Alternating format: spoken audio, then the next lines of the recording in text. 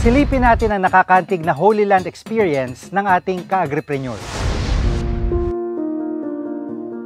Jesus is the Messiah. He is the Lamb of God who takes away the sins of the world. He's the King of all kings. He preached the message of love, forgiveness, reconciliation, and revealed the true meaning of faith.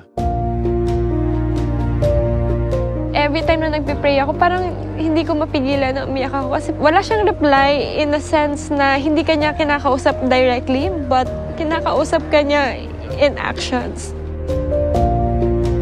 Sa buhay natin, meron time na ibibigay si God para sa'yo na maramdaman mo na nandyan siya.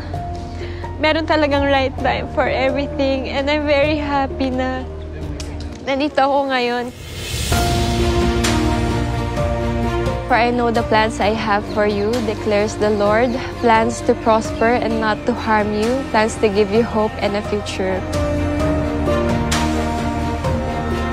Sobrang natutuwa ako kasi despite of all the things na nangyayari sa buhay natin, lagi siyang may sagot sa dasal natin. Alam ko hindi pa perfect yung buhay natin, hindi perfect lahat ng may experience natin, but in-accept ko na kung ano man yung ibibigay niya sa akin mga challenges pa sa buhay. Mas papatatagin niya ako para kayanin pa yung mga susunod na hamon sa buhay natin.